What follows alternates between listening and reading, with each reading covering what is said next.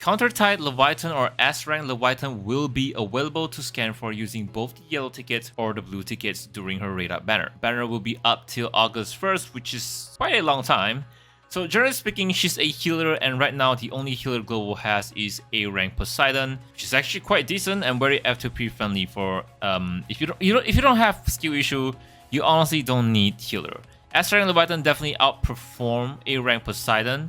And she's not needed unless you're in a challenge where you can select debuff and that debuff actually depletes your HP all the way to 0 regardless whether you get hit or not, which is only sometimes during the event. So it's not recommended to pull for S-rank Leviathan unless you like her. At the time of this recording, the co-op mode for Aether Gator CN is going to be demo on the next patch. So I kind of see she might shine there, but honestly it's better to have Hera and Linguan buffing your team DPS even more than to focus on healing, considering that Linguan also provides shields. So regardless, it's still my duty to talk about her, so let's go ahead and talk about S-rank Leviathan. So she's an Asterism faction, melee mid-range attacker, water, element, and trace type. She's voiced by Makiko, or did I pronounce it wrong? I'm not sure, who voiced Tokateu from Uma Musume and Sokaiku from Zenless Zone Zero. Her model view mode feels like she's meant for those who play Scania Archive, so yeah, Blue Archive fans, I think this is your type. I don't know, I'm much more of an Akko person.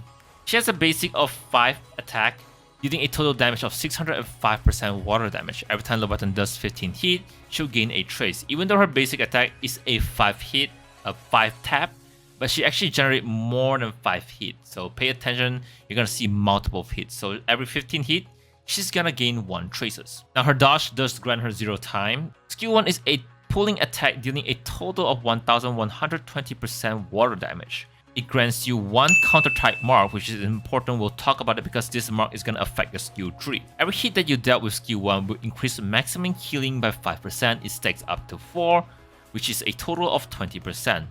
It wasn't stated how long this buff lasts, which is most of her descriptions are not it's confusing, or maybe not complete, I'm not sure.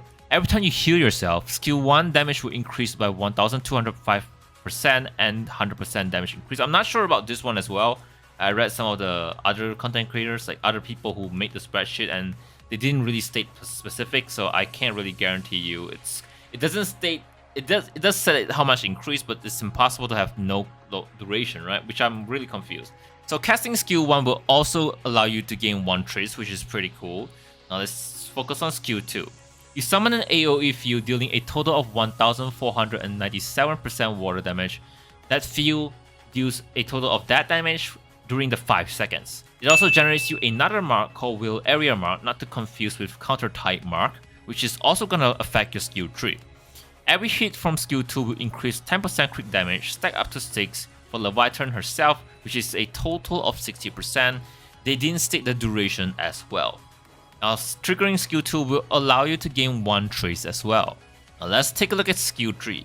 When your traces are not maxed, which is 4, you can press skill 3 to gain 1 traces. But to trigger it again, you'll have to wait 16 seconds. So when player has 4 traces, which is your traces are maxed, your skill 3 will change into a second mode called Deep Sea Healing. So when triggered, it will heal nearby. The keyword here is nearby teammate for 52.5% of self-attack, referring to the teammate's own attack power.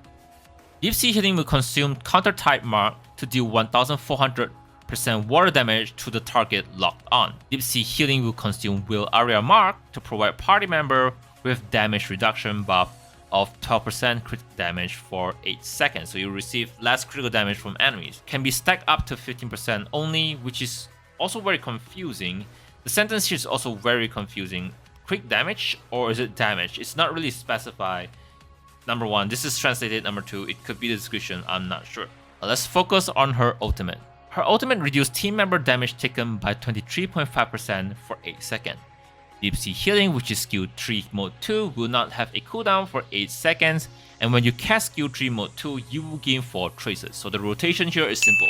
You make sure your marks are up first for maximum damage, and then you're gonna trigger your ultimate to gain damage reduction for 8 seconds, and then you're gonna trigger skill 3 mode 2 twice. And if you're successfully to heal you, yourself, and your teammate, you are able to gain small amount of charge rate for your ultimate, which is great, I guess. You gain a little bit of charge for your ultimate. Let's focus on her Aether code. So considering she's a healer, I will only talk about yellow and blue. You want to mix them between the two to your favor, but generally I prefer 2 blue and 1 yellow. Yellow 1 reduces Q cooldown, while 2 blue increases her maximum healing, but you can also go with 3 blue, it's up to you.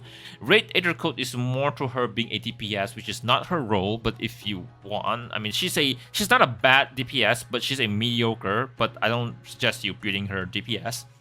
And now let's take a look at her Functor.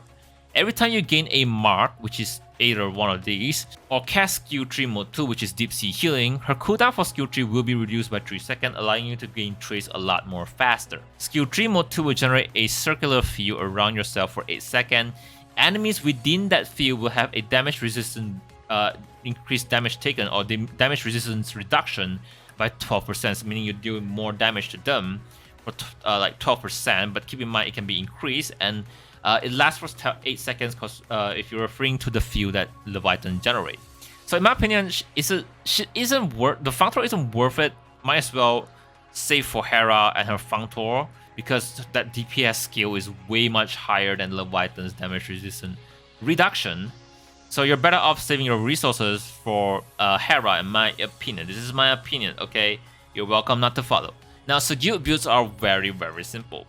You can go for Hippocratic off, 1, 2, 3, and then Prophet Echo, which should be grindable during her event, if not later in the future, and place them at 4, 5, 6.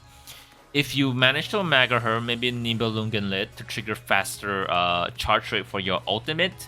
Nothing much to look into her, there's nothing much to talk about her. Her role is to do her rotation to heal, and then you don't really need healing if you're good. So Counter-Type Leviathan is pretty much for lolly collectors, and a good news for those who are still saving for Hera and Hades, because she's gonna have a event of her own. You're gonna get some more currency to pull for Hera and Hades. So if you enjoy her and love her character, go ahead. Very much go ahead and pull for her if you love her, okay? So I'm not gonna recommend you to pull for her. It's the 2 out of 10. Thank you all so much for watching. My name is Zackie here, and my next video will be about Hades. So I'll see y'all next time. Hey, it's just a gaming channel.